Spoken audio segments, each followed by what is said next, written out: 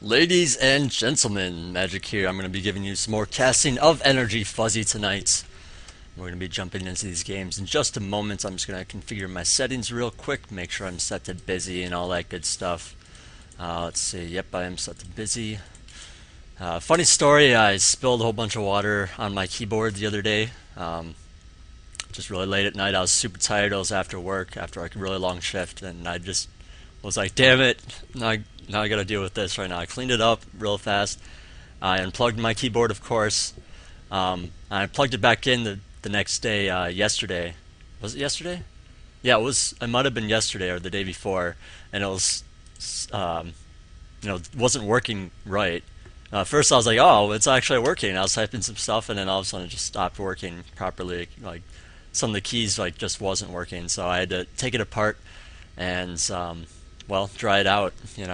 And now it's actually working properly. So I'm quite happy about that. I'm really, really lucky because this keyboard is quite expensive. It's a G15 Logitech keyboard, and it's the blue version, which means they don't make it anymore. Actually, they probably don't make the other one anymore either. But even for this one, it was hard to find this one because I had spilled some lemonade on it a different time. I didn't take it apart, and it was fucked. So that's the story on that. So I was actually really lucky about getting the second one. So like if I somehow screwed this up, I wouldn't be getting another one for a while. Like unless it was a really expensive one. So I'm really really glad that it's still working. So anyways, without further ado, let's jump into these games. For the record, I am casting these blind, which is like usual. I do like to cast blind. But let's get this party started. Here's NrGFuzzy. He spawned at the bottom right as our red Zerg player. And his opponent today, as you can see, is CUHZ, spawned at the bottom right, or bottom left, excuse me, as our blue Protoss player. Now, I did try to cast these games yesterday before I did my analysis. It just, I've been having trouble with my overlay. Like, I just somehow don't remove it or something. I don't know. I just checked. It's good. Let's see. Microphone is working. All right. So we're in good order, good shape right now. To cast these games, so hopefully I don't have any more of those blunders. Today I'm on my casting account, which is SC Magic. So if you want to look me up, or I don't know how you do it, but you can friend me if you want. This is my account for this. So if you want to, look me up and add me as your friend and ask for advice, that's cool. I'm going to be doing everything on here, including the analysis. Not like it really matters to you guys, but just a 411. You can also check out channel Magic Dots Inc. I sit in there every time that I'm online. Actually, I'm not in there right now because I didn't add it to this account, but I'm always sitting in there. And if you need some advice for analysis or whatever, ask me some questions. That's fine, and all that good stuff. I'm also a map maker, so you can ask me about my maps if you want sometime too. I'm not going to bore you guys with it right now at all. But anyways, let's get into this game. As you can see, CUHZ is going for that fast pylon at the natural. Going to be doing a fast expand, and since it is Shakur's plateau, it's pretty standard. You want to get your expo going as soon as possible. So to do it that early is fine. You just got to worry about a 6 pull because that's like the one. This is like one of the few maps where you might encounter 6 pull at high level play because it takes time for the Zerglings to get there. So like standard 14 pull is not going to cut it in terms of being aggressive as Zerg, because that forge will be done, the cannon will be done, you won't be able to really do anything. You might be able to get a couple of Zerglings in there to kill a couple of probes, but that's pretty much it. So anyways, CUHZ going for that Nexus first and going into a gateway. Not going to be doing a forge, which is a little bit atypical, but it's not too unusual. Just see that gateway. You can throw down some pressure with that. Zerg sees this expansion and says, okay, you're not going to be laying down any kind of pressure, but since there is since there is a gateway, he could lay down some pressure and be totally fine with it. The reason why it's okay is because, well, Fuzzy did go for a pool first, but with that scouting, he knows that there is no Zerglings coming out quite yet. He knows he can get that Nexus first and then get that gateway before the Forge and still be totally fine. We're going to see him do a wall, and I only know that actually because of yesterday. I was casting this one game. I just had my overlay up. I didn't save it, but yeah. So I do remember a little bit about these games, not all that much to be perfectly honest. But we do have a couple of Zerglings on the move here. We do have some Zerglings, two sets of Zerglings to be exact, going to be making their way into the Protoss base now. CUHZ has responded by walling this in. He does have a pylon to finish this off, and then a cannon here to finish it off as well. Now this is kind of a rough situation. I mean, now this cannon is protected, but if something happens to this forge, then, or something, if Zerglings broke one of these other buildings, then you're going to have a hell of a time. But for now, CUHZ is going to be perfectly fine with that. And Zerg has responded by putting down a very fast third hatchery. Like at the 4:45 is when you put it down. So like this is a really good time for it. Now I'm not saying that at 4:30 or 4:45 you should take a third hatch if your Protoss opponent's expanding. That's bad. Don't do that. Don't play like that. You want to say, okay, I have so many drones up, I can afford a third hatchery around this time because I have X drones. Now he has 22 drones. I mean, I feel like that's still a little bit too low, but he's going to be okay with that. As long as he's spending his larva, that's really the main thing. Just spend your larva as much as possible. Like 1 or 2 extra is not really going to kill you, but just make sure you're constantly pumping out drones, and then get the hatchery as you can afford it. Don't just try to cut drones to build that hatchery. That's a terrible idea, because then you want that hatchery so you can gain income. Well, you're not going to gain income if you're, pushing off drones, and you're just going to have way too much larva with that third hatchery. So anyways, NrGFuzzy's getting up that extra queen, spreading his creep very well. Going to be sitting pretty tight here with that. But he's not going to expect any kind of early attack right now, but when it comes time, he's going to have some good creep spread. A couple of Zerglings now out, actually more than a couple. Going to be watching the watchtower, maybe trying to bust in here. I don't know, this is a pretty tight wall right here. I mean, it's going to be hard to get in there with that cannon. The pylon could be busted if there was banelings. There's not, so don't worry about it. But we do have a lot of zealots here as well, so that's something to worry about in a bit. And yeah, NrGFuzzy just going to be moving his Zerglings around, watching the watchtowers and all that good stuff. In these positions, this is pretty much the watchtower you want. You actually want both, but I mean, having just this one is pretty good, because I mean, you can watch all the way up to these rocks here. Protoss would have to go all the way around here. And, well, how does he know that there's no Zergling at this watchtower either? So, I mean, there's really no point for Protoss to do that. Anyway, CUHD is going to be pulling out of his base right here. He does have a bunch of Zealots. And, well, NrGFuzzy, he's getting his Zergling speed, but it's not going to be up in time. This could prove to be a pretty deadly force right here. There's actually, 7 Zealots here. That's quite a bit. Actually, 8 are on the way. And I believe he's going to just keep the rest at his base. Yeah, he's going to build some sentries now for some defense in case the Zerglings try to bust in there while he's doing this. You always want to, make sure you have some units back at your base in case there is a runaround, or at least make sure you have enough cannons or, a tight defense so you don't get Zerglings. But anyways, CUHC going to be busted in here. That's going to prove to be too many Zealots for all these Zerglings. There are plenty of Zerglings, but there's just even more Zealots. You need 4 Zerglings per Zealot, and in bigger numbers, Zealots are actually better than Zerglings with that 4-to-1 ratio. So, Spinecrawler just finished now, and he's going to be defending this with his 2 queens and a Spinecrawler. There's a good transfuse going on there, and it looks like these Zealots are actually going to be cleaned up with that. Actually, a couple of queens still alive. And he's going to have to try to micro those around a little bit, and there's 2 Zealots left. One queen does go down, and there's still 1 more left. He's going to apparently run around the hatchery and just try not to die. That drone gets picked off, and Zerglings are coming back in here, going to be defending that. And, well, the Zealots are still going for the queen, so it looks like they're not going to be killing any Zerglings at all from here on out. Let's see. Worker lost. Yeah, he only got 2 workers. It really wasn't that big of a deal. I mean, he did force Zerg to produce some Zerglings, so that was good. But overall, I would say it was a pretty even trade right there. I mean, he did lose a queen and stuff like that. It did play into the hands of Protoss. It worked out for Protoss, but not as much as you might think. I mean, that's a lot of Zealots that could have been in your big force that he's not going to have anymore, and that is like a big determining factor, I want to say. So, anyways, let's remove that since it's in the way. But Zergling's coming in here now, and it looks like the sentries are actually going to be busting down this forge. So the Zerglings might actually bust in there once that's gone, and that's going to be pretty darn hard to deal with this Protoss. I mean, once you get Zerglings in there, I mean, he does have a lot of sentries. You could keep force fielding and all that. It's got to be really careful with how you do this. And, well, he does have an immortal in case there are some roaches. I mean, that's kind of the thing as Protoss. You have to, like, plan ahead and get that robotics facilities in case there are roaches, even if there never will be. But it's good to have a good composition of some anti-ling stuff, like, like for Terran it would be like Marines, and then you'd get Marauders for Roaches. But Protoss here, you got your Sentries and your Zealots for that. And now you have Immortals for those Roaches, so you're going to be pushing out. Now you got to be really careful because run-bys are going to be a problem, and that's exactly what NrGFuzzy is going to be doing right here.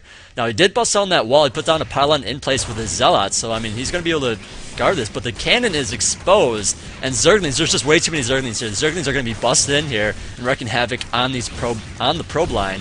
Immortal comes out. That's not going to prove too useful right there. Looks like CUHZ is forced to pull back with all of his forces going out there because he would not be able to win a trade right here if he lost his base. So this is actually quite dangerous. You don't want to just pull out whenever you can. You want to make sure you got it back at your base. And yeah, you lose the Nexus, and actually some Zerglings are in the main here going for that Nexus as well. Some probes trying to pick them up, but looks like the Nexus is going to go down anyways. There goes that Nexus. Probe line apparently just going to stop in their tracks, trying to go back to mining, and Protoss is pretty screwed at this point. I mean, it's like, okay, you can all in at this point. That's pretty much all you can do, because otherwise you're waiting for that Nexus, and he actually can't afford a Nexus, so he's actually perfectly screwed. Going to be forced all in here, and, well, he's going to die. I mean, if he chose not to fall back after that, once he saw those Zerglings, if he chose to just go ahead with that attack, he'd still lose. Like, he'd be able to maybe pick off a hatchery, but he'd still lose. He'd not be able to pick off everything before Zerg would be able to regenerate all these units. So lots of Roaches here. This is going to be way too much for Protoss. He'd have to get down some like perfect force fields, and well, he doesn't have any Zealots or anything to absorb damage. So he's going to forcibly use these probes, and now there's even some banelings in these Overlords. These Overlords are going to be exploding all over everything, and they're mainly going to be killing off these probes, but yeah, that's going to be a lot of dead stuff, and CUHZ is going to be forced to GG here in just a moment. Yeah, Immortal is down. Immortal's left are down. There's the GG from CUHZ. And that concludes game number 1. So let's go into game number 2 here. We're actually going to be doing 6 games today. Initially, yesterday, I planned to do only, 3, because I had to do my analysis. I needed to cut it short. But today we're going to be doing 6. The first time I casted NrGFuzzy, we did 6. We're just going to blow through 6 more. I believe these were all actually, right after the day after the patch is when NrGFuzzy gave me all this stuff. So I believe this is all from that day right after the patch. Where is it? Oh, there it is. Wow, apparently I'm just blind or something. I don't know. Go into the correct folders. I have way too many folders. I know I have my overlay up, that's so you don't see the time on everything, but I'm going to remove it right now because we are in game number 2. This game is played against Qatari, who's playing a mean Protoss, red Protoss in the bottom left-hand corner. And we have NrGFuzzy once again at the top right as a blue Zerg. Apparently he accidentally hit stop on all of his Zerglings instead of producing another one. I hate when I do that. Luckily I don't do it anymore because it sucks. But it looks like he returned back to mining very fast.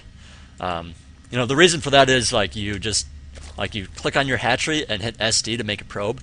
Now, if you misclick your hatchery for whatever reason, or you just don't click the mouse hard enough, then you stop all your drones, and that just sucks. So you got to be really careful. Try not to select so many of your drones and all that good stuff.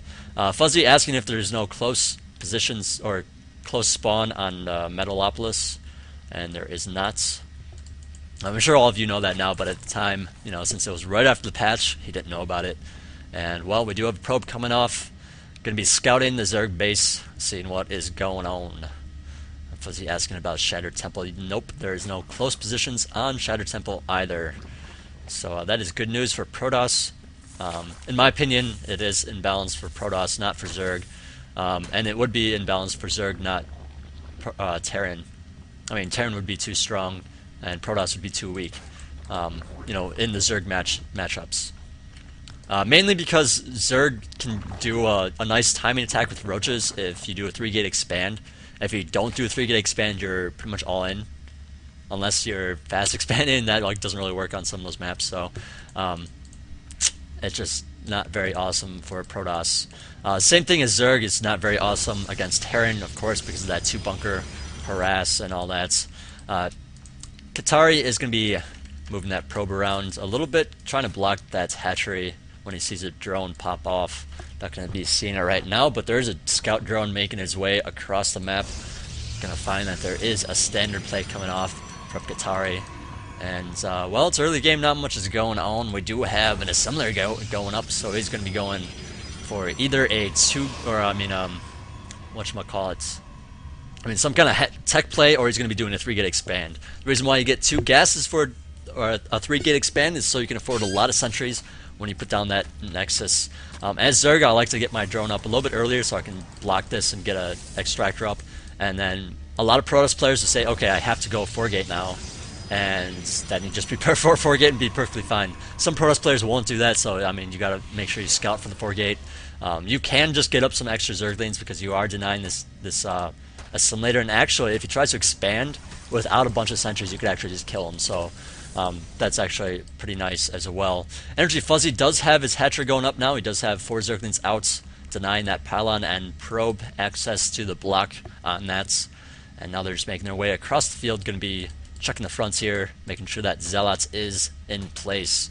If he is not, then he will die, and Zerg will just win. So make sure that Zealots is in place if you're playing Protoss. Alright, so 2 more gates coming online from Qatari, and he's gearing up for a 3-gate expand. That's pretty much the only play you can, like, I feel like that's the only good play you can do against Zerg, a 3-gate expand. I mean, and that's terrible for this matchup. To say that is terrible for this matchup. You want options. Like, if you do a 4-gate, that's an all-in play. If you do a Stargate play, that's all-in. If you do Colossus, that's all-in. And any single all-in play, no matter what it is going to be easy to stop if you're a high-level player. So just don't do those all-in plays. Try to do a 3-gate expand like every time if you're Protoss, to be perfectly honest. If you find some other kind of play that works, that's not quite like other stuff, then I don't know. It could work. It's just you got to be really careful with it. Try to get that expansion up and all that. Like a 3-gate blink stalker type play, I do like that. You just got to be careful. You got to try to get that Nexus up in good time. Otherwise, Zerg is just going to mess you up with his economy. He's just going to be able to outproduce you, and you're going to be screwed. So I don't know. It's kind of rough in this matchup right now. I feel like Zerg really has the advantage in a lot of ways because you know what's coming. If you just, like, personally as Zerg, I feel like if you just get up with an extra queen or 2 and a spore crawler and a couple of spines, you're good. You're going to be fine against like anything early on. You know, like except for maybe a 4-gate, then you want to maybe add on some extra spines, and of course you want to scout for that. But anyways, it looks like Zergling's going to be running past these guys that have moved out. You know, a 3-gate pressure expand is nice, but you got to be really careful with these sentries. You don't want to move them out too far. Zergling run-bys are just so bad to deal with. I mean, so hard to deal with. Zergling's going to be perfectly fine, though, running in the back of that. Actually, it looks like some of them are going to go back there now that Protoss is coming out to play once again. And, well, there's even a couple Zerglings. They did scout around here a little bit. You know, there was no Zealot in place. So he was just able to run by that Zealot after that force field. And now it looks like Zergling's going to be threatening that Nexus, but there's a Zealot going to be helping that out. And, yeah, now that Zealot's going to die, but there are some reinforcements that can be totally fine. A pretty good force field going down as well. Meanwhile, in the fronts of the Zerg base, we do have a lot of sentries coming on here. Not a lot of Zealots or anything like that. This is a pressure build. You want to be very careful. Do not attack like this. You got to be very careful. If you see a lot of Zerglings, you got to pull back. And again, speed Zerglings, you're just going to lose all those units, and that's not good. So actually, a lot of players do not even go for this pressure at this time. You know, if you have a lot of sentries and a bunch of Zealots, and that's it, like, that's going to suck. But Qatari actually going to be doing alright just because of this force field on the ramp. And well, Zerg just not getting up enough Zerglings, just kind of, you know, trying to defend it with as little as possible, trying to bite off more than you could chew. Got some roaches out now, it's not going to be enough. And yeah, with that block at the ramp, that just totally sucks. Like, this could be easily cleaned up, but it's not going to be, because Qatari, this pressure is just too much. And NrGFuzzy actually giving the GG. Yeah, that force field at the ramp, that is the worst thing to deal with as Zerg, but in and actually the last time I casted this last night, actually, so I screwed it up, so I, you know, want to do it over, but you know, I was saying that, oh, you know, this is like the worst thing, this is kind of like actually imbalanced for Protoss, but the truth is it actually isn't, because like there's so many things that Protoss doesn't get to do against Zerg, and that's actually one little thing that Protoss that helps as Protoss. So I mean, you just gotta be really careful as Zerg. Get your units down here, make sure you have enough, and just produce them before this attack actually gets there. And you see a couple of sentry, and you're like, oh, it's no big deal. A couple of sentry, I got plenty of Zerglings, you know, and then you die. So you I don't know, you just gotta be extra careful. Good old honey water. I actually meant to buy some more honey yesterday. I totally forgot. And, well, this is the last batch. I'm going to have to run to the store tomorrow after work. So, let's get into this next game. Do I have my overlay up? Good. I just want to make sure it's up so you guys don't see the timings on these replays, so you don't know how long they are. I have way too many subfolders. Alright, this is the last game I casted yesterday. So I do know a little bit about this one if I recall any of that information, but we are up against IS Torrent, and he spawned as our red Protoss player at the top left, or top right. Darn, I'm screwing that up today. On Metalopolis. And of course we have NrGFuzzy spawned as our blue Zerg player at the bottom left corner. It is Metalopolis in close positions. We'll see what these players decide to do. Now this kind of, I don't know, this is kind of a weird position for Protoss in my opinion. Actually, I feel like in any spawn for Protoss, it's kind of rough if you don't have really good macro and all that. Fuzzy, I mean, if you're Protoss, I don't know what I was going to say with Fuzzy, but if you're Protoss, like, as soon as you move out, Zerg could actually just not build any units until he sees you at the watchtower, and then just build a bunch and then be perfectly fine for an attack. So you gotta be really careful. You want to kind of move out to the watchtowers a lot, and when you do that, you know, just kill the Zergling and move back to your base, and that'll just force Zerg to make some units. The reason is, I mean, if you did attack, Zerg needs units to defend. If you don't attack, then you're just forcing him to build those units. He's not going to be able to use them, and those could have been workers, and he's going to want those workers. So I mean, if you just pull back and reinforce your attack, and then maybe push out like 2 minutes later with a bigger army, you're going to be feeling really good. So that's really the play that you want to be doing in this kind of matchup in these positions. So we'll see. Let's see. Protoss is going for the gates at the wall. Just for the record, I do want to talk about this a little bit. If you're going to be doing a wall at the top of your ramp, which is standard play, that's what you pretty much always want to be doing. Look for a ledge that's straight like this. If you have like a 2-block like this, like 1, 2, that is where you want your opening. You don't want it over on this side. This is a bad side to have it. So I mean, if you have a zealot here, and you have your building here, and your next building here, then that zealot can have 3 Zerglings attack it, right there. If you have it on this side, you can push your zealot back a little bit, and actually only 1 Zergling can attack it then. 1 Zergling, that's like much better than 3, so it's going to be much harder for Zerg to bust in there then. And that's the correct way to wall. This is exactly the correct way to wall. A little space back here so I can put some units to help defend. If you had your pylon up here instead, then it'll just could get picked off by roaches first of all. Second of all, you don't have as much room for stalkers and things to deal damage behind, you know, so it's just, that's the best kind of wall you can do.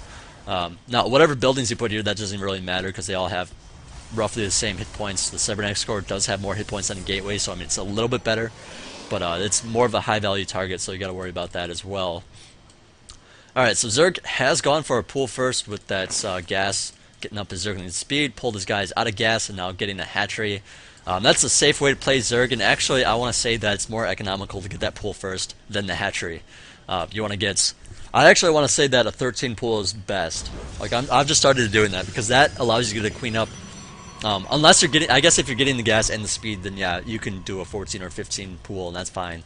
But if you're doing a, well, I guess if you go gas first, then it'd be like a 14 would, or a 15 would be a 14. You know, it would have been the 15 timing, I guess, because you're spending that 1 drone on the gas, and then now you're at 14 type of thing. But anyways, a couple of Zerglings going to be attacking that gateway, doing a little bit of damage. Just the sentry now coming back, picked off that drone. I keep wanting to say pro, but it was a drone. But yeah, now back to defend, and those Zerglings are not going to be busting in there. You know, Zealot or sentries don't really do a lot of damage, but when it has this much hit points, you got to consider that this gateway is kind of like adding hit points to that sentry. since it's in front of it and the Zerglings can't get to that gateway, or to that sentry, then yeah, that sentry's not going to die and you're going to be perfectly fine. Looks like Fuzzy adding on a lot of Zerglings here actually, instead of a lot of drones. Just going to be possibly doing some good damage here. Typically speaking, you know, you see 3 or 2 gas, you see a 3-gate expand, but what Torrents is going to do is a 2-gate Stargate expand, which is totally crazy, and well, Fuzzy actually getting up a lot of Zerglings for that time for that 3-gate expand. So he wanted to bust it with those Zerglings. You know, initially Protoss has like 4 units, and that's it, and he's expanding. So I mean, if you get a bunch of Zerglings up, you can actually threaten it quite good. But yeah, right now, trying to poke out there a little bit, trying to just get rid of those Zerglings. Protoss tried to bite off too much, and Zerglings are now in his base, going to be threatening the probe line. And while there's just a couple of Zealots, one is almost dead, and he actually took out the pylon for that Stargate, so that Void Ray is going to be delayed quite a bit as well. Zerg just trying to run around. I wish he would just attack these units. Like, not so much that, like, oh, he can't pick off other stuff, you know, while he's running around. It's that Protoss is going to be adding on more units, and a bigger army is going to suck to deal with. I'd say just kill off some of these units, and then you can, when he expands, you can take out those units and, you know, build up some queens for the Stargate. Because if you keep the units behind, then he's going to have a bigger army, going to be able to defend a lot easier when he does expand. And yeah, now he's going to try to expand. He does a pylon down there. Comes the probe. Looks like actually the probe's going to be scouting. And the Zergling's going to be hot on its tail, going to be picking off that probe. Nope, the probe's going to be running back, and the Zergling's going to be dying to that small force of Torrent. Alright, so we have another probe in the front here going to be scouting. I guess he just wanted that guy out to put down a pylon in case this guy died. Stuff like that, you know. Trying to just do a nice 2-gate Stargate pressure while he expands behind it. You know, that kind of thing. You know, get up some cannons with that forge behind here, so you don't have to worry about run-bys as much. In the last game, as you know, if you saw, you still got to worry about run-bys, especially if it's from NrGFuzzy. This guy just being so good. But Fuzzy here going to continue to lay down some pressure while this Void Ray is running amok. I said monk for whatever reason, so gonna just spot this expansion, maybe pick off some guys. There was a Stargate being produced there, it was cancelled. Just kind of Torrents wanting to go for a 2-gate, or a 2-Stargate I should say, type of build here, but too many Zerglings running around, can't defend it, and you don't want it scouted anyways. You know, once Zerg sees that, oh, you have 2 Stargates, alright, well, you know, I'm not, you know, I'm gonna get a bunch of queens and be perfectly fine, but as you can see, he's just gonna be rebuilding it in his main. And Zerglings, a couple of them getting back there, but with those force fields, Torrent's going to be feeling pretty good. Now there's Zerg coming in, trying to force some force fields, and there's one going down. Void Ray in the back here, looking for some Overlords, just checking for that third, actually, making sure that third actually gets killed off or cancelled before it actually goes up, or before Zerg actually responds to it. And that's actually a good idea. Keep a good damage unit here. Actually, yeah, right now Zerg is going to try to expand. Zerg is coming in here, attacking this assimilator at the same time. There is cancellation on that. A couple of Zerglings lost there. I wouldn't say that was the best idea of Zerg, but it does delay the gas. Okay, so the hatchery's gone down. And let's see, is the hatchery actually losing hit points instead of gaining? Yes, it is. So this hatchery is going to die if not canceled. Yeah, there's a cancel. And now Zerg needs to get a queen up there to defend it. But there is a void, or a phoenix here as well. This phoenix just came out of nowhere, going to be lifting that queen up. And now that queen's not going to be good enough defense right here. Void Ray trying to decide what to attack. Going to be attacking that queen now. Another queen coming online, going to be attacking that as well. And yeah, with a phoenix, one queen cannot kill a Void Ray, so you got to be really careful. Looks like this queen going to be picked off there. And well, she did do like some good damage to that shield, so this queen, I believe, is going to be picking off this Void Ray since the Phoenix is out of energy here. Meanwhile, the Zerglings and a couple of Roaches at the front here are going to be pressuring some more, but Protoss not looking like he has a ton of units. You know, he only has 2 gates worth of units. Like, you know, I just want to remind everyone of that, because that's not a lot of defense right there. You know, he's going to be relying on these Phoenix for defense as well. You might want to start picking up some units, I don't know. Maybe wait for a couple more. Okay, so there's some good force fields. Actually, Protoss is actually being very smart, holding back here, getting up those force fields in the back, where they're more useful instead of having Zerglings just run around and get it out. That was actually very good. You don't want to just like, oh, I'm being attacked, I need a force field around those Zerglings to kill them all. You're going to waste a lot of force field that way. You want to wait until they come up to your probe line and then force field these small chokes here. and then you can kill them off a lot faster. So Torrent cleaning that up pretty easy peasy. Fuzzy just getting up his hatchery, has that extra queen out for that, and going for a Hydralisk then, getting up a lot of Hydras actually there, just popping out. That is a huge Hydralisk force. And this is pretty much what you have to deal with if you go Stargate. Like, this is exactly why you don't go for a Stargate play. Now, I really do like Torrent for going for this play just because it's different. He's trying things. You know, that's what you want to be doing. Try plays. If you're good enough to just crank out stuff, you have good macro and everything, then just try stuff, you know? Find a good play. You know, that's pretty much what Spanishwa did. And he found a really good Zerg play, and he just used it, and, well, it works. So anyways, Torrent threatening this expansion with his 3 Void Rays and 3 Phoenix. But there are some Hydras. There's not going to be enough Hydras here, because the rest of the Hydras are in the front of the Protoss base. Torrent here doesn't have a lot of guys here. Actually, Hydras are going to be really good against this composition. And, well, Hydras in the back of the Zerg base is going to be picked off here. Doesn't look like any more units are popping out or any more Hydras, but I believe he's going to be producing some in a moment. No, apparently just Zergling's going to say, hey, you know what, I'm going to lose this base, so what? I'm also going to win the game right here. So, throwing down a couple of force fields, Torrent is, and now these Hydralisks are being very cautious, waiting for some Zerglings. You don't want to just send Hydralisks in there. Now, it's good to move Hydralisks across the map first, since they're slower than Zerglings and Roaches, or Roaches with the plus speed. Actually, a slow Roach is the same speed as a Hydra. But you need some kind of tanking unit, and that's what Torrent is, or that's what Fuzzy is doing. Has a whole bunch of Hydras here, just waiting for a whole bunch of Zerglings to join with that. Gonna be perfectly fine. The Void Rays, meanwhile, have returned home to help deal with this attack. Now Zerg coming in here once again with a bunch of Hydras, gonna be dealing some good damage to those cannons and to those Stalkers. And now I'd say you might want to pull back a little bit. But looks like he might actually, he's actually done a better job of just keep attacking. You know, those Stalkers just coming in there a little bit too late, and there just weren't enough to defend it. So now these Stalkers are actually easy game for the amounts of Hydras that are out there. So these Hydras actually are looking like they're going to be cleaned up, but Fuzzy has done some good damage with that. So I mean, I do like that quite a bit. And yeah, now even some probes with that. You know, you don't want to lose all your Stalkers as Protoss, and you don't want to lose probes either. But I'd rather lose. Well, I don't know. It's kind of a trade-off. You don't want to lose your Stalkers either, but the Hydralisks would still be alive, and you don't want the Zerg army to keep growing. So, alright, so Zerg trying to re-expand. He has a Spore going into place, and now the Void Rays. Since they are so slow, they do take time to get across the map. Not going to be there in time. Too many Hydras and things in the back of the Zerg base. And, well, Zerg does have a macro hatch. He's going to be able to add on a lot of guys. Right now, a lot of guys means a lot of Roaches. 17 Roaches being produced. Actually, now 14, now that 3 have popped off. And Zerg is going to be possibly laying down a lot more pressure with all that. Roaches are kind of a better... well, I don't know. Zerglings are better for absorbing damage against Protoss, since they have slower, high damage units. More damage is wasted. Like, say a Zergling is alive at as 5 hit points, and then a Stalker attacks it with 10 damage. Well, that... Actually, I clicked on the wrong guy. Oh, yeah, 10 damage. Okay. So I was right on that. I haven't seen a Stalker in a while. I wasn't sure. But, there's going to be wasted damage that way, and then multiplied by all those Zerglings, and that's actually a lot of damage. So, anyways, Zerg going to be not going for this third. Probably doesn't even know that it's there. Yeah, actually, it knows that there's a building there, but just going to go straight in there. Go around, whatever, cut the Protoss off. Now, reinforcements from Protoss is actually going to be cut off, so this is actually the best idea right here. Just making sure that Protoss cannot reinforce this stuff very easily. Some good force fields going down, but I don't know if it's going to be enough. Just a lot of Roaches in here. Just not enough army here from Protoss. Roaches are pretty good against Protoss as well.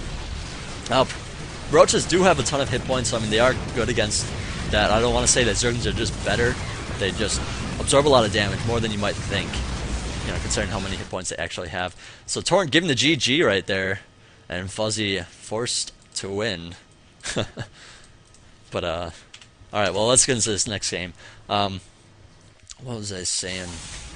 I don't know, that's the reason why you don't want to go Stargate as Protoss. I mean, sure, even if you cut your Zerg opponents off, I mean, wow, I just can't talk today. Let me drink some of this first.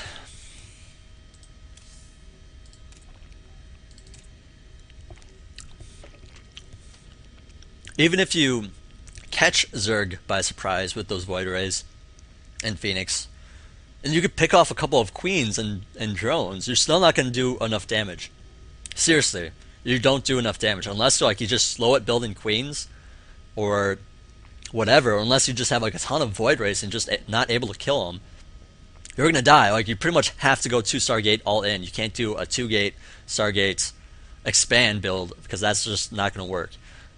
Personally, that's how I feel about it. You know, somebody might find a way to make it work. I just don't see it working strategically unless you're just you really just got to catch your opponent off guard. All right, so this is the first game I have not seen yet. I forgot, you know, I said I was doing a blind cast. That was actually a lie. But we're going to get into this game, make sure my overlay is gone. Yes, good. Alright, so this game is against Innates. It is a Zerg against Zerg. And we do have, it's hosted on Shattered Temple, the Shattered Temple, I should say. Fuzzy just keeps asking about the close spawns. That's perfectly fine. He just wants to make sure, make some conversation, be friendly, and all that good stuff. I like to see that. So it is going to be a Zerg against Zerg. Fuzzy has spawned at the bottom left position, Innate at the top right, so it is cross positions here. And to me that makes for a somewhat interesting game. Actually, I like to say that close positions is the most interesting in Zerg against Zerg. Cross positions, it turns into a roach fest. You can still use Zerglings. Don't think that you can't. Zerglings are still very good in this position. The reason being, if you're against roaches, like if he moves out with roaches, you can counterattack off a bunch of drones and then run back to defend. You know, like it works like that. So you got to be really careful with your roaches. You got to be very good with defense and try to just you know, cut this space. Like put a baneling nest here or something. Put a roach warren here. Evolution chamber. You know, just try to constrict movement as much as possible. If you're against a lot of speedlings, especially if they go with a +1, that's pretty tough to deal with. But Innate here going to be moving out, possibly doing a fast expand.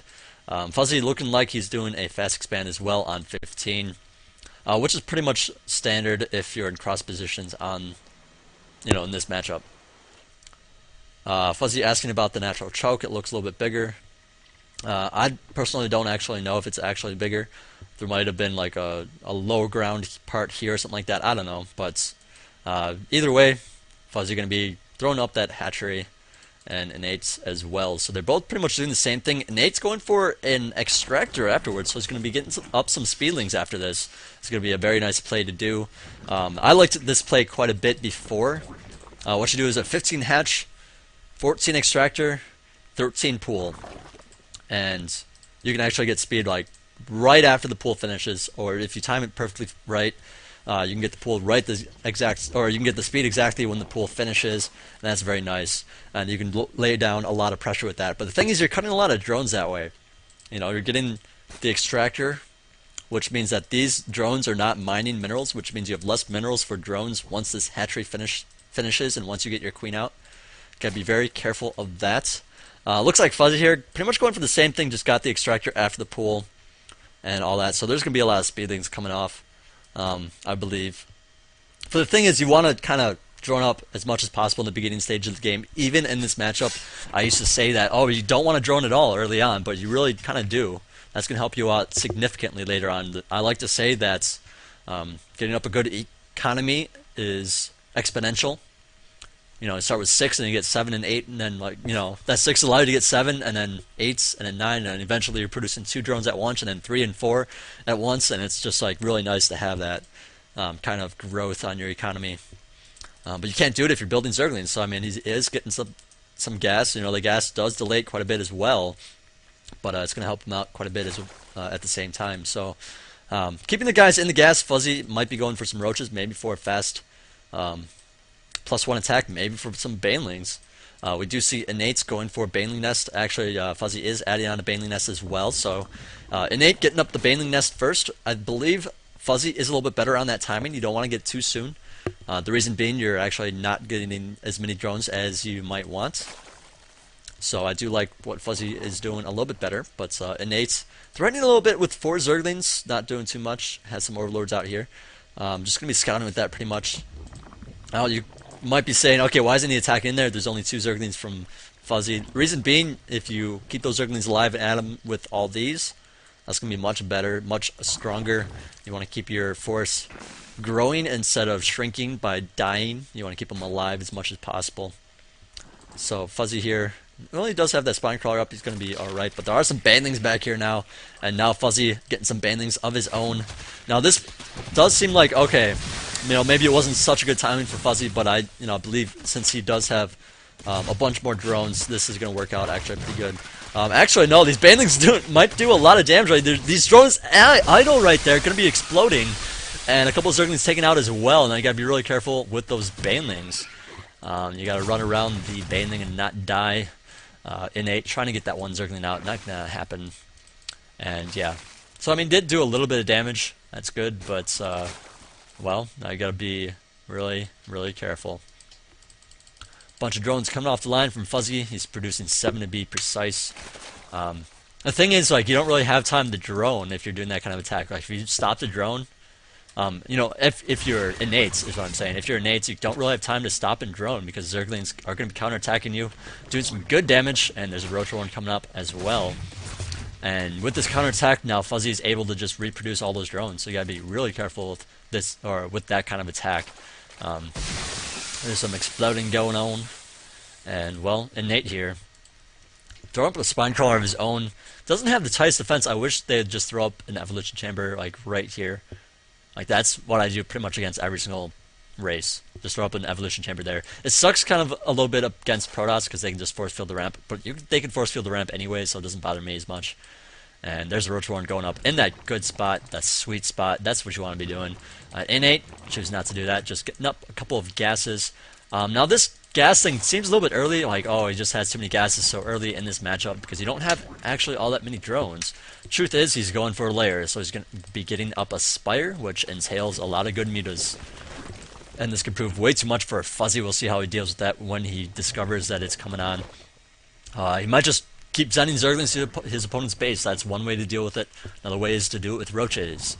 A good Roach timing attack does work out, but not if your opponent's good and gets mutas at a very good time. You're just not going to have enough Roaches to really deal enough damage against a whole bunch of mutas, so gotta worry about that. And I'm picking away at my skin. Apparently I have a cut and the skin's coming off now, but sorry, got a little distracted there. But well, Innate here is his lair just about to finish. Fuzzy getting his own lair a little bit later, and while he's getting a +1 ranged attack for his Roaches, probably gonna be busting out some Roaches soon. No, okay. Well, he's getting up a layer, so I don't know. We'll see what he gets in a moment. Usually you get the +1, so you can do a nice attack. Maybe he's going for a fast +2, but maybe forgetting it. Where is his evolution chamber? There it is. All right, so Innate going for that destructible rock, gonna be taking it out, throwing down a couple of extra spines in case there's a run by. I really wish he'd thrown down a building right here. Even if it's a Spire, I'd still throw it down right there. Like, well, maybe not a Spire. That's kind of too much. He does have a bunch of evolution chambers and all of his buildings up here, pretty much to hide them, and that's good to hide them. But at the same time, it's kind of like you should have a play that's good enough that if you hide buildings, or if he discovers those buildings, you're still gonna win, type of thing. Because that really high level play, those are gonna be discovered anyways, or your opponent's gonna know about it because of your other actions. So just constrict your natural a bit. That's going to save your natural from a lot of baneling attacks and all that. Looks like Fuzzy did add on a bunch of Roaches, getting up his +2 now with the Gagile Reconstruction. That's for the Roach speed. The Roach is now attacking the Destructible Rock. Going to be expanding soon. His player's getting up a bunch of money. Now usually around this time you want a macro hatch. That's what I was going to say. Fuzzy not getting a macro hatch. Going to be trying to get a third. Same as Innate's, getting up that third. Now since Innate decided to kill this off with Zerglings taking a while, this expansion's a little bit late. I'm sure, I mean not late, it's just in a different spot because he wanted it up at a certain time. Fuzzy decided, okay, I want it safe. I'd rather have a safe expansion than one on time type of thing. So Fuzzy here does not know about this expansion. For the record, looks like he's just going to be scouting it for now. And I don't know, I'd say you got to be careful with that. Because I mean, if Innate decides to do a big timing attack right now, you'd be in trouble. You just gotta know the timings, know that you can push out right now. I don't know if Fuzzy knows that, okay, I'm gonna be safe because he's not gonna have a lot of Roaches or what, but looks like he's gonna be trying to bust down the rock as well before going for this hatch rate. Alright, so now Innate coming through with a lot of roaches. Now this, I don't know, I feel like this is just a bad move, to be perfectly honest, to come down here with your roaches. A, you can get counterattacked. B, if he decides to defend it, you're going to be cut off. You're not going to be able to leave, and you're just going to lose all your shit. So that's not good. If you're going to do that kind of attack, you need to have the biggest force possible. You need to have a bigger force than he does. Otherwise, you're just going to lose. So NrGFuzzy, his +2 is just about to finish. He's getting up the pathogen glands, which is for the infestor. Going to be getting that +50 starting energy. Very, very nice to have. Alright, actually it's 25, excuse me. And, well, Innate throwing down another expansion at the natural third instead of at that natural fourth. Going to be trying to bust in here as well. Now, Innate kind of doing the same thing. Just got to be really careful with the movements of your army. Looks like Fuzzy just going to be coming up here to defend. Knowing that he doesn't have enough roaches to kill this off. Innate has more roaches, which is why this is a good idea. Fuzzy needs to bide his time. I would not engage this right now. Okay, now he has his infestors. He's going to be perfectly fine if this actually goes on.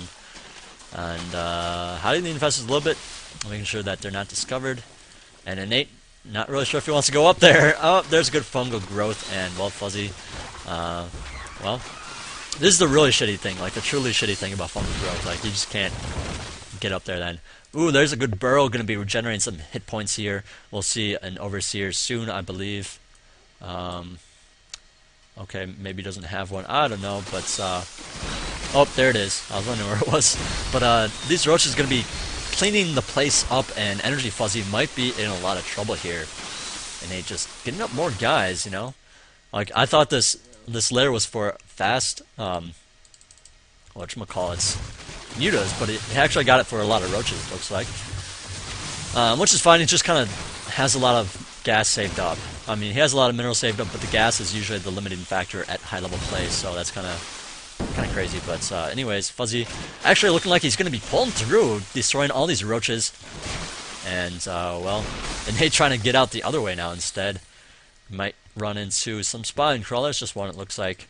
And Fuzzy being a little bit late with your thingamabobbers, your, okay, this roach just scouting. A little bit late with your injects.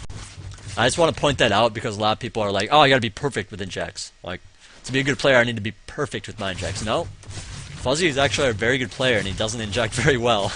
And that's the same with a lot of other players that I cast, a lot of Zerg players. Even in the GM level, they just forget to do it. That just happens, you know, it's part of the game. It's not the end of the world. Some players think it is, but it's actually them screwing up other things, if that makes sense. That's really costing them in the game. Pretty much screwing up things that would have been easy to not screw up as a different race. Things like putting too many guys in the gas, things like just getting up too many roaches early on. I did some of that with my analysis yesterday, so I mean, if you want to learn more about that, watch that. It's actually the first game that you might want to watch. But anyways, it looks like Innate going to be doing the exact same thing, catching those guys on the ramp with that fungal growth. And yeah, now these roaches are going to be destroyed. And, well, Fuzzy here, well, apparently going to be killing off that Overlord, but let's see, he's adding like some more roaches. Not going to be a big deal though. Not going to be enough. If Innate decides to attack right now, it would be a big issue, especially if he spends all of his money on Zerglings. Let's see, does he have a macro hatch? I don't believe he has a macro hatch. No macro hatch from Innate. Let's see, do we have a macro hatch from Fuzzy? No macro hatch either. Looks like he's throwing up a Hydralisk Den. Now this hatchery is actually a macro hatch. The reason why you put it there is because if you're able to defend this spot, you're going to be able to defend this spot pretty easily. You have overlords around the map. You don't have to worry about, like, oh, where's he going to be? You know, you can always just be there to defend, unless it's muted, something like that, or Nidus, and you don't really see Nidus in this matchup. So, Innate here looking to do that attack. Probably going to be rejoining with these roaches in the back here before he actually goes in there. Yep, just going to be chilling out here. Whoa, that was an accident. He killed his own roach. Or actually, no. Was that? Okay, maybe it was another changeling. Okay, whatever. But, yeah, going in there a little bit too soon. Fuzzy seen that those forces were just not strong. Going to go in there to defend. There's some good fungal growths going on by both sides. And, well, Innate's here going to be pulling ahead. He does have a lot of roaches here. Fuzzy does have, you know, the same number of bases. In fact, his fourth is a little bit earlier, but both players around the same amount of money in the bank. And Fuzzy actually has more drones, so that's part of it as well. So I don't know, Fuzzy really needs to just get some units out right now. Don't worry about drones so much. You know, high level play, you really want to add on your drones, and that's good, but you want to worry about your macro. Just building units, and that's going to help you out. Yeah, if both players spent their money, this would still be the same thing, because that spent money on the drones. Drones do cost money. SCVs cost money. If you build 3 command centers and build SCVs out of them, that's 150 minerals every so often, whenever you're producing SCVs that you don't have anymore. So, I mean, it sets you back initially by quite a lot. It actually takes a bunch of time to regain all that money that you lost. So, that is the reason for this. That's why Fuzzy is going to be forced to GG. They are on both. They both have the same upgrades. Innate does have the burrow though, so I mean that did help a little bit initially. And well, I don't know. Just spending too much money on roaches. I mean on drones. Sorry. All right, so let's get into this next game. That was game number 4. Hopefully I didn't put up my. I'm paranoid now about that overlay thing. I'm not sure if it was up the last game. Hopefully not. If it was, I apologize. I really don't want to cast these games again. So hopefully it is in good order. Go through all my subfolders, drink some more honey water. Ah, that's good. Delicious, wholesome stuff. Let me just check my sound real quick. Wow, my game sound's actually really low. Let me put that back up for you guys. Okay, well. Whoa, shit. Did I just really do that? How did I do that? I hit exit by accident. Okay, it's going to be like 2 seconds. Give me a sec. Well, it gives me a small break here. My voice actually today is very tired. I don't know if you guys can tell. And I think that's a big reason why I'm throwing words. Because when my voice gets when my mouth gets tired from talking, like I just start slurring. I start not talking right, and it's just like, I don't know, it's really screwed up. So I'm glad I'm doing so many casts these 2 days, so that I just get used to it. Like I did so many casts. Well, like yesterday, for example, I tried to do my my cast before the analysis, screwed that up. You know, that was like an hour and a half worth of replays, and then, or it was actually more like an hour. And then after that, I did my analysis, and I screwed that up by not having my mic on. I turned my mic off, you know, so that the in between time you don't hear me moving around and stuff. So I actually said to myself, okay, I just screwed it up again. So instead of redoing it a different day, I'm actually just going to redo it right now. So I actually just had an hour late game. So I actually had like the analysis plus 2 more hours. So that was like 4 hours of like straight up casting or talking, I guess. And then today I'm doing like 6 games. So I mean, it's a lot. But anyways, I am all set. Going to be loading this game up right now. Okay, I'm just going to put it up a little bit early so I don't forget. So I really don't want to screw that up. It's really warm in here after all that honey water. So we have Baz spawned at the bottom. Excuse me. The bottom right says a red Terran player, so it is going to be a Zergian's Terran. We do have Fuzzy spawned at the bottom left, so it is close air positions. Fuzzy just, like every game, is there close? Is there close spawn? Is there close spawn? Just wants to make sure, wants to just have some friendly chat. Don't mind him, it's all good. But he's going to be cranking out some droners. Same with Terran, he's going to be cranking out some SCVs and all that good stuff. I don't know, I almost feel like the beginning parts of any game should just be like cut out of the cast. Like, should I just like fast forward the beginning part of the game or what? Because like it's just always the same shit, you know what I'm saying? Like there's always a freaking supply depot, always a barracks, always another supply depot, always, you know? I mean, of course there could be 2 barracks like that. I mean, that's what the time when you'd want to resume. But at the normal speed, that is. But early on, just building SVs. I guess that just gives casters some time to talk about the map, talk about the matchup, talk about the players a bit, you know. So that's all good. But we are going to see a double, or no, it's actually just a 1 barracks. I was like, this seems a little bit early. But yeah, just not doing it as wall. Totally fine. If you're curious about that, the reason is Just pretty much throws Zerg off a sec to see that it's back there, and at the same time it's like, okay, does he have another barracks somewhere? I don't know. So it's good to just know the timings if you are Zerg, and Fuzzy going to be going ahead, throwing down that hatchery first, since it is Terran against Zerg. Now, if you do go for a hatch first, you do have to worry about Reaper. Like, Reaper early on is a big deal. I just want to put that out there. I don't think Baz is doing Reaper. I don't believe his gas was at the right time. Yeah, actually, I know it wasn't at the right time. But if he was, that would suck. I mean, the whole thing is you can go for like a 14 hatch and a 13 pool, then you can deal with Reaper effectively.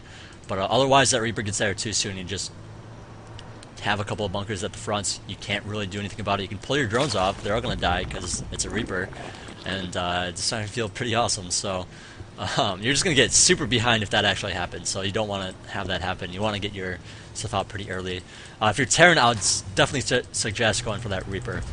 I have a Korean Grandmaster level player. He's actually masters in Korea, but you know, he's saying how, you know, he's actually the best player I've ever actually met. But he pretty much said you can't do that. What just happened? Apparently my computer's just making noise. Gonna be ignoring that. My keyboard's still working, so that's good. All right, so he was saying that, you know, you really just can't do it. Like I didn't really believe him. I said, you know, I'm sure there's a way you could get away with it. So I played around with it, tested some things out. 14 hatch, 13 pool. That's like the only way. If you're going hatch first, you know, you can do like I guess a 13 hatch, 13 pool or something like that if you wanted to. But this is a little bit better. All right, so Baz actually going to be going for a command center.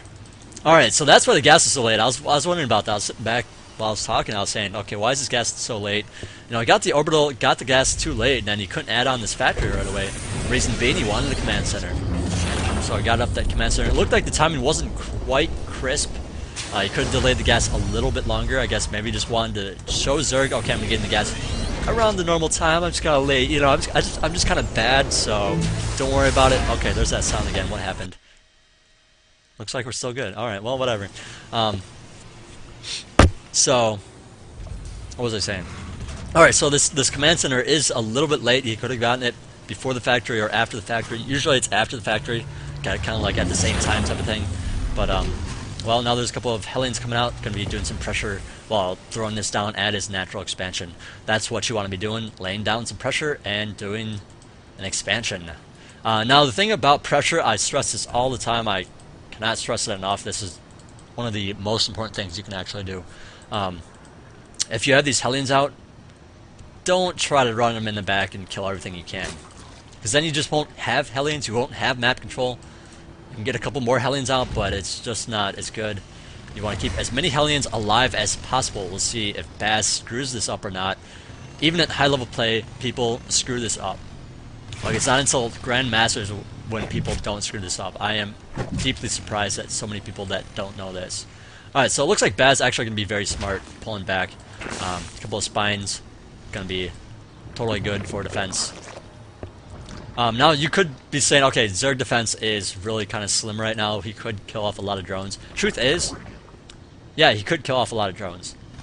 But you don't know how many Zergans are back here. And if he lost his Hellions, he would be behind. Even if he killed off like 10 drones, he'd still be behind. You gotta be very cautious about how you do this. So yeah, 6 Hellions out, just kind of roaming around, checking things out. Let's see, Fuzzy, are you doing well on your creeps or on your spewing? Decently. I don't know why. Okay, this queen was supposed to be over here, but he wasn't. All right, well, a little bit late on that. No big deal. He's getting a spire, so he's totally cool as a cucumber. And it looks like these Hellions just gonna be patrolling back and forth and all that. Did I load the right replay? Yeah, I did. Okay, I'm just really kind of, I don't know, this is weird. I'm having deja vu right now, that's all. But anyways, Baz adding on a couple more barracks, got up a starport during all this.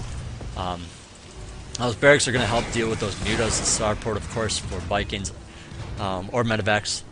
You don't really want to go Banshee in this position because those mutas are just going to wreck it. You know, it's just the timing for mutas. So I mean, you don't want to do something that could potentially just lose because your opponent went one way instead of another. You know, you want play that's good in every scenario. So I'm very glad he didn't go for. Well, I guess it's just not normal to go Banshee, so it wouldn't even be something that would come up. But that's the reason for it. You don't want to do it.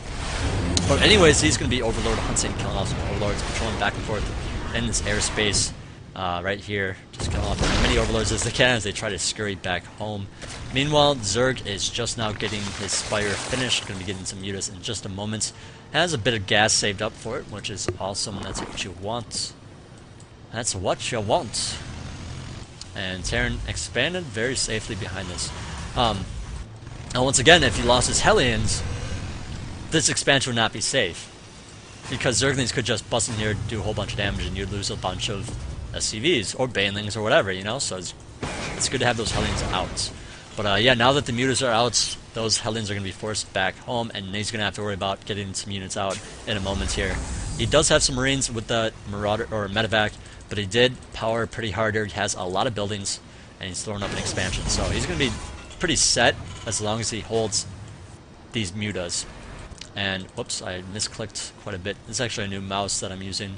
It's big and fat, and it's annoying. But, as you see, Terran doesn't even have an engineering base, so this actually could be the end of Baz here. Looks like he's going around, going to be checking the third for that hatchery. But, well... Alright, so Baz actually going to be just fine with those Marines. It looks like those mutas going to be flocking around, gathering up, and going in for another attack. I don't know if it's going to be at the natural or at the main, but it looks like Baz is throwing up his missile turrets now. Where is that? And, oh, okay. What? Oh, okay. I remember it did go up. I just didn't see it, so I thought it wasn't there. But he does have some turrets up now. He's going to be perfectly fine to move out now. You might want another missile turret if he is going to be moving out, but mutas are coming here, destroying that supply depot, and Baz can be defending with what he can. Just going to be forced to run back and forth pretty much. You know, he does have some turrets. You don't want to get too many turrets. The turrets are pretty much just there to, what you call it, delay the mutas from doing actual damage, except for to the turrets, so that your Marines things can get there in time to defend it. But yeah, these mutas going to be continuing to flock, gathering around, and these Hellions going to be continuing to run back to their base safely at a very safe, cautious route.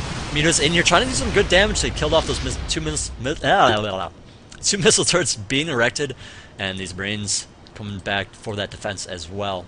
So, Terran is going to be sitting all right. You know, this is kind of a sticky time for Terran, just like early on for Zerg. It's a sticky time because those Hellions, but these mutas are going to be doing some good harass, while these Marines can be forced to continue to stim. Not going to be able to defend every single spot without stimming. And, well, Fuzzy is going to be chilling like a cucumber. I say that too much tonight. Just getting up a lot of drones for that third hatchery. I believe usually gets another hatchery around now. Apparently just going to go for what he has. Actually, he's going for a pretty big attack here with his Zerglings. He has some mutas in the natural here, just kind of killing off some supply depots, trying to supply block Terran. And baiting Terran out of the third. Nope, he's just going to run back here. I don't know if that's the best idea, but he's going to be waiting for his Zerglings joining up together and going to be continuing to kill off a lot of Marines. Oh, I totally missed a little bit of it with the slow action of my scroll, but the mutas did pick off a missile turret there. There is a planetary fortress, and it looks like these Zerglings are actually getting a pretty good surround on it. These mules are not able to get in there to repair. Yeah, just too many Zerglings blocking them, and now they're repairing a little bit. But Terran has come back with his reinforcements, and these mutas are going to be flocking back out of the area. I think I did cast this game before. I don't know why it's in here again. I don't know if he just added it twice by mistake or what, but it is here again, and I wish I knew that. But oh well, you guys can just see it again. This is actually in NrGFuzzy's #1 set, the set of 6 that is what actually a lot of people have already seen. But yeah, Fuzzy just doing some good damage to everything here. This third's going to be canceled or killed off. Not really canceled. You can't cancel a planetary fortress that's already finished. That just doesn't work. But it's going to be dying here, and, well, a lot of units as well. Terran going for a big push here. Tanks and Marines, he would have had some Hellions with that, but they died to the mutas. And now, this medevac could be lifting some Marines into the main here, and this is what I hate to deal with. I hate dealing with this as Zerg. just because you have to split your forces. You can't just 1A it for defense. You can't like 1A and then like move them forward to keep doing a bit of damage. You gotta be really careful with how you do it. Anyways, his Marines are going to be forced to run away now. Tanks are exploding from those Banelings, and well, Terran's going to be sitting pretty good, but there are some mutas to deal with still, so Zerg's actually going to be alright after this, but there are some Marines still in the main, cleaning the place up, killing lots of drones, and well, he's still ahead on the drone count. He has like a ton of drones, to be perfectly honest. I don't know if he transferred some right then, but he did lose a bunch of them. I did see a lot of dead carcasses there from the drones, and well, Fuzzy still sitting pretty good. Still sitting pretty good. We'll see if there's another expansion from Baz or not. Looks like for now he's just adding on a bunch of units, going to continue to fight, and hopefully add on an expansion when he can afford it. He doesn't really have a lot of money. Stockpiling gas right now, that's kind of what happens if you just build too many Marines and aren't able to get up your third. And the whole reason why Baz has a ton of gas is because this expansion died. That's it. You know, like, he would actually have... He has a good play, it's just that it doesn't adapt well, is what I'm seeing right here. It's not adapting to what's happening in the game, whereas his actual play is pretty good. Or actual game plan is actually pretty good. But yeah, you see your high gas, take your guys out of gas. And yeah, there's a dead Zergling at the watchtower, and Zerg has a big force of Banelings, and Zerglings can be sitting pretty good if that attack commences.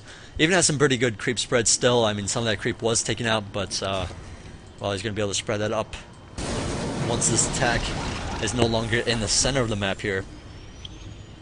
Meters still flocking around. They're kind of just looking for drops. You saw this medevac move out, and he's picking it off. And while that drop is going to be thwarted, but the Marines are coming out to do some damage as well. See if any mutas get picked off. Oh, muta almost got picked off. There goes one muta. Muta does get lost there, but there are still some good, healthy mutas left. Now Terran looking to do that big attack on the top ledge here, with those medevacs just shuttling those Marines to the top and all that. He's keeping not enough Marines down here. I really wish he would just keep some Marines down there, but looks like he's going to be doing that. Looks like Zerg's going to be wrapping around here, doing some damage to these tanks while these Marines are on the high ground, going for this macro or hatchery that went down, and that queen is killed off. Whoops. If I hold control, it kind of screws it all up. But the Zerglings killing off the tanks. Banglings are at the top, killing off a bunch of Marines, and that is going to be it for that big push. He's also denying this third expansion at the same time. Yeah, like initially, if you beat those few units early on, then Baz just not gonna, you know, you're as Terran. If you lose those units early on and lose your third, you're gonna be screwed. You're not gonna be able to do this very easily. Zerg just has too much of an economy. Was able to defend that and attack at the same time. That's not the position you want to be in. That's like when you know you've lost. That is very not awesome. Now, of course, in the lower leagues, and when I say lower leagues, I even mean like lower masters level, you can still come back if you're a good player, especially if your opponent just isn't good in the late game. And that's actually what Terran does a lot against Zerg. Just like Zerg can do things well, and then just screw something up, and Terran will like still win. And it seems like imbalanced, but actually Zerg probably screwed up that late game. Just didn't play a very good late game. Seeing as it's actually really hard to play a good late game Zerg because there's a lot of stuff going on. So anyways, Zerg busting here, doing a lot of good damage, busting that up, and Baz giving the GG, and that's it for that game. What was I gonna say? I was thinking about something. I was like, well, I should hold it to the end there.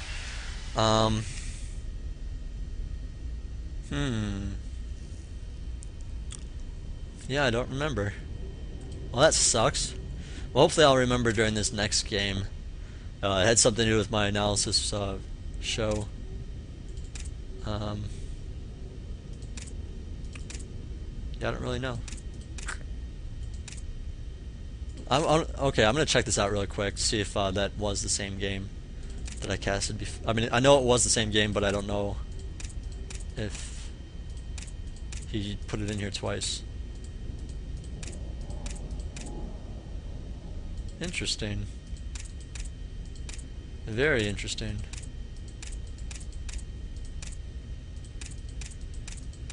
Oh, okay, I think what I did was I just put the wrong... I labeled the replays, and I think I just did it wrong and labeled one a higher number than it needed to be, so I got casted twice. Oh well. Okay, it was a good game either way, so... Anyways, we're gonna do one last game today.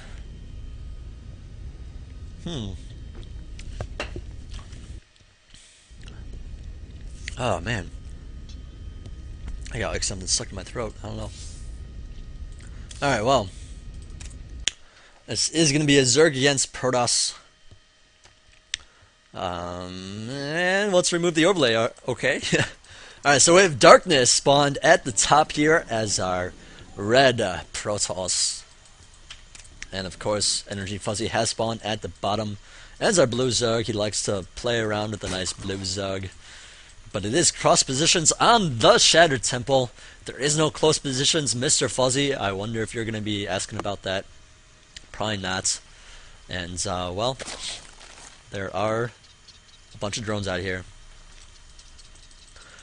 Energy is actually a pretty cool clan to be in. Apparently Six Jacks, I'm sure a lot of you know Team Six Jacks, actually formed out of Energy. Energy's been around for quite a while, been around on Brood War, and now Six Jacks, of course, has a lot of really good pro players in it that go to tournaments and whatnot. You might see a Six Jacks player if you're watching the tournaments or something like that. Like, these guys are pretty good. And, well, that's just to say Energy is a very good team to be on or to be a part of. Just as, you know, just to even just say, like, oh yeah, we used to have a lot of pro players with us. We're that good. But, seriously, there's actually a lot of lesser clans out there that are trying to make it aren't quite up to par. But Energy, very good team. And, well, Fuzzy actually going for an extractor pool. Gonna get up a bunch of Zerglings early on, maybe. Maybe just some scouting Zerglings to deny that pylon from going up. Generally speaking, you do want a pool before your hatchery. Pretty much in any matchup, to be perfectly honest. You will actually get more economy that way, but there's certain things like in Zerg against Zerg, you want that hatchery sooner so that you can defend it easier. So you don't have to worry about trying to get down your ramp, first of all, and second of all, just to have the creep going out so I can put buildings down to help wall in so that you can get your evolution chamber there so Zerglings don't run by and all that good stuff. So, I mean, you actually do want to hatch first in Zerg against Zerg. In some scenarios, you can't always, you know, do it, but sometimes you might want to. Zerg against Terran, I'd say go hatch first because it's actually easier to deal with a bunker that way than with a pool. Because otherwise, two bunkers go down your ramp and totally screwed, and yeah, that sucks to deal with as well. But anyways, enough about that analysis junk. I do that enough already, I think. If you guys want analysis, go check out my analysis show and all that good stuff. I actually go over some good stuff that not a lot of people go over. But Protoss here going for a very standard build here. Looks like he's gearing up for a 3-gate expand.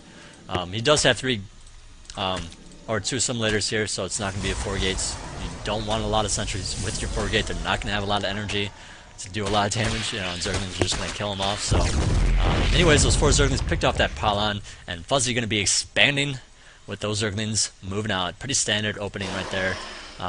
And the reason is, for moving out, you just want to check up here. If the Zealot's not here, you can just run into the base and kill some probes, you know. It's kind of just to keep Protoss in check. And of course, if he doesn't build a sentry next, or I guess a sentry or a stalker, I mean, if he decides to go for some more buildings or go for Zealot, then you can actually just bust in here with 4 Zerglings. So, anyways, it looks like Darkness is going to be killing off this drone.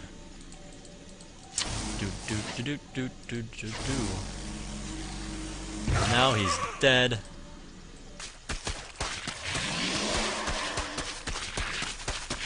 And now Zerglings attacking what they can.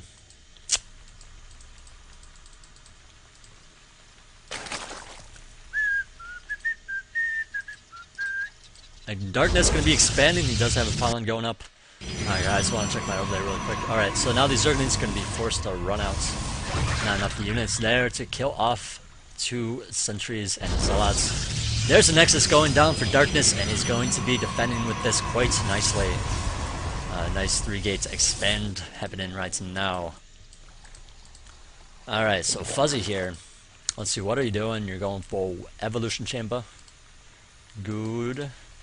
getting up some fast upgrades. I do like to see that. I mean, if Protoss decides to do pressure with that 3-gate expand, like a little bit down the line, or if you decide, you know, it's just going to help out. Like a +1 Zergling attack helps so much.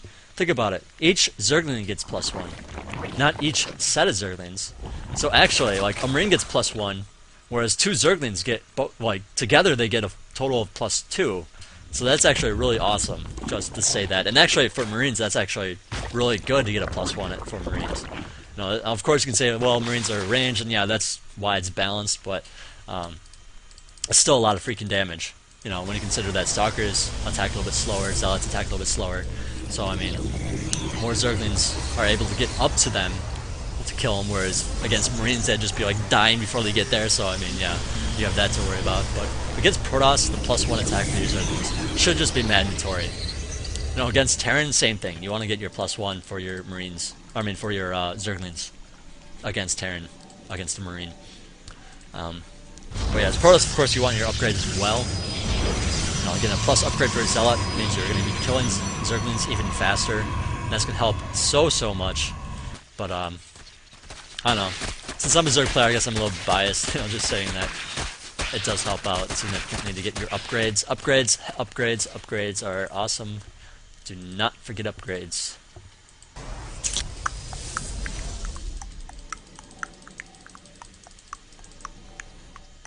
I don't know, not much is going on right now. Whoa, he put up a Stargate. And a Fleet Beacon. Alright, so this is actually really crazy. Actually, I think I casted this game last time too. Wow, okay, so that's actually 2 games that I didn't put in the correct folder. That's really awesome of me. Apparently I just keep screwing up these days. But we do have some Zerglings running amok. There is a Void Ray out, and he's going to be pressuring the natural expansion here from Fuzzy. Fuzzy not getting up an extra queen yet. He did see that Void Ray. Not even getting a Spine Crawler. Just going to be saying, hey, you know what? I'm going to defend with this 1 queen. And the other queen at the main there. It looks like Darkness just going to be using that Void Ray to scout for the Overlords, pick them off when they can. And NrGFuzzy actually going to kill off the Structural Rock of Protoss, so that when Protoss tries to take this 3rd expansion, Zerg will just kill him, and that is very good play. You want to be doing that every single time you can. Now, if you didn't want to build up all these Zerglings and you want them to drone, that's fine. Drone as much as you want. But I'm just saying that this is a really good idea. Because once Protoss expands up here, he's going to be throwing down some buildings up here. And it's going to be really difficult to actually kill this rock off. So you want to kill it off as soon as possible. Assuming that you want to lay down pressure up there. Otherwise, it's going to be nearly impossible. Of course, you could Nidison, you could drop in. You can do a bunch of fancy goodness to it. But that's generally what you want. Darkness Void Ray actually picking off 4 dudes. I believe it was 4 drones. A couple of queens out now to defend it. And, well, even with that Phoenix, he's not going to have enough to kill it off. And yeah, there's actually only 2 queens from Fuzzy. I'm not sure if he made a mistake doing that or if he chose to just get 2. It looks like he chose to just get 2 now that he has Hydras out. And Fuzzy going to be, well, maybe moving out pretty soon here. And he likes to do that. I have noticed that. He likes to move out with his Hydras. Once he builds up a whole bunch, he is getting a bunch more. Getting his upgrades, getting the gold at the same time. And that's really something that I think Zerg players need to do more often. Like, around that time, get a whole bunch of units out to kill off any kind of attack and to pressure and kill off rocks and things. And, you know, just keep on a lot of pressure to your Protoss opponent. And then just take the gold, because with the gold, you're going to be able to just get up a lot of money. Getting up a lot of money means, I mean, well, since you just spent a lot of money on getting units, the gold is just going to allow you to get back into the income, like have the same income if you took a 3rd, or a normal 3rd, for example. So that gold is actually a very good idea once you get up a bunch of units. And like just like this predicament. Zerglings just kind of chilling up, they're going to be forced to run back. Meanwhile, there are a bunch of Hydras stacked up in the middle here, going to be attacked in there. But the mothership has arrived. There is a cloaking field on that mothership, so you got to be very careful as Zerg. You want to get your Overseers over there if you want to attack.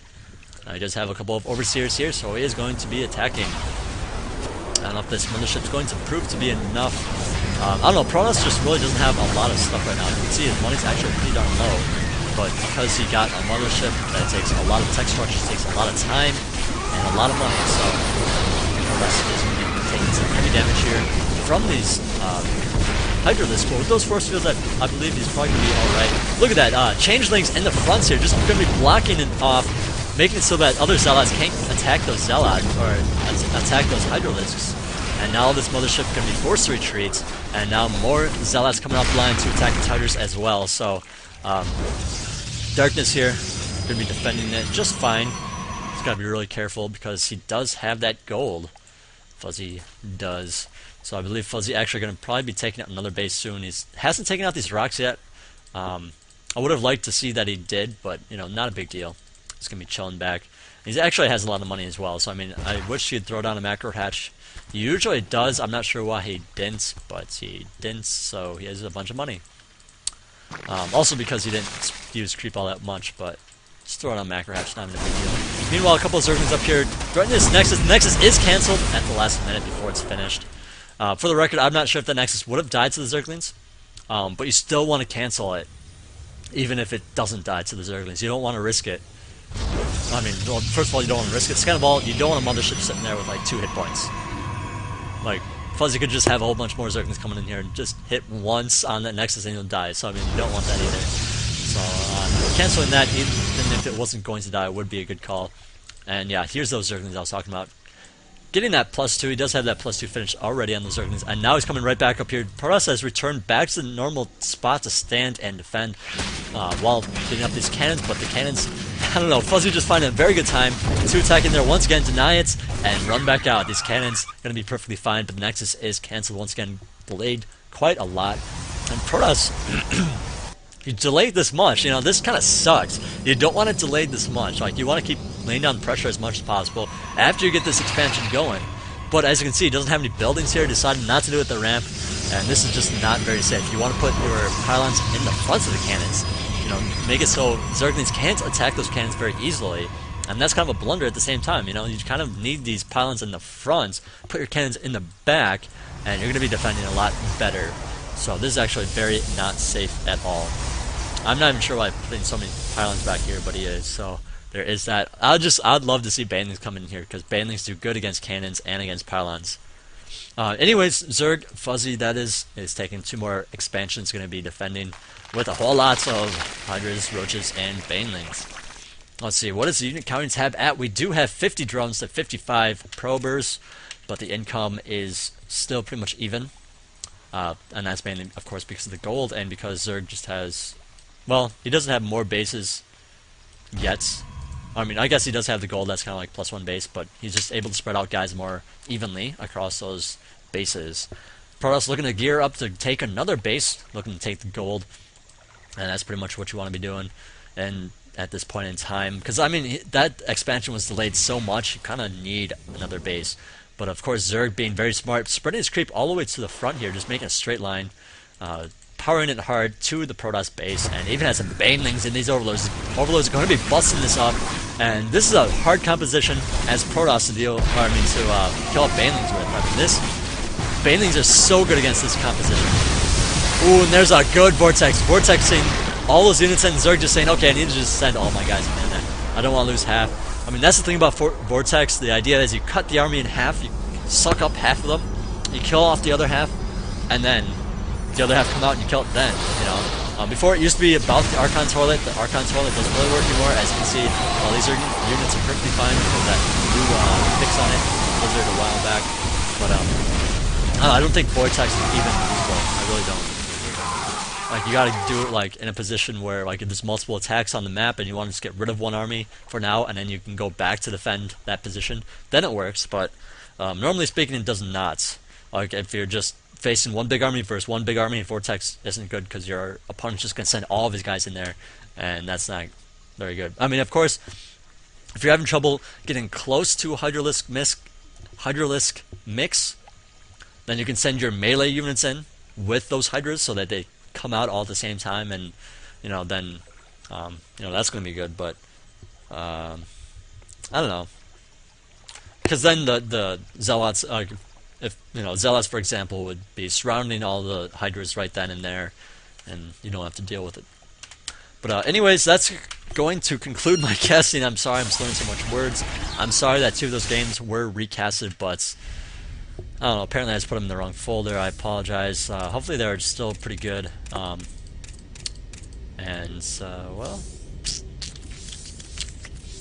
I'll be doing some more games, I guess, at the end of this week. This next weekend. I'm going to check these next games, actually, just to see that, like, I didn't cast them yet. So, that's really kind of annoying that some of them...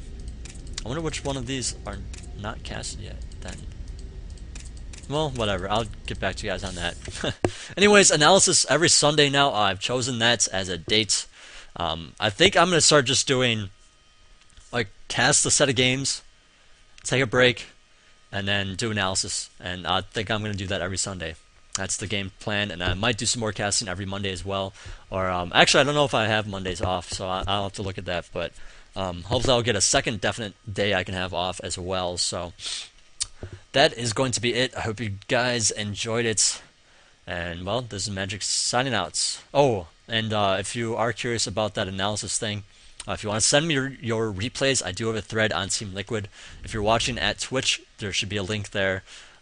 If you're watching on YouTube, there should be a link there as well. Otherwise, you can just link to my Twitch account and then link there, I guess. It's kind of a hassle, but you know, you might have to do it if you don't find it. And yeah, then you can just read it over and see what the criteria is, and you know, all that extra info. And then send me your replays, and I will possibly replay them and analyze them for you. So send them to me. I do like to say I have really good analysis skills, and actually my analysis skills have improved a lot, even more recently. So check it out. You know. All right. See you guys. Ciao.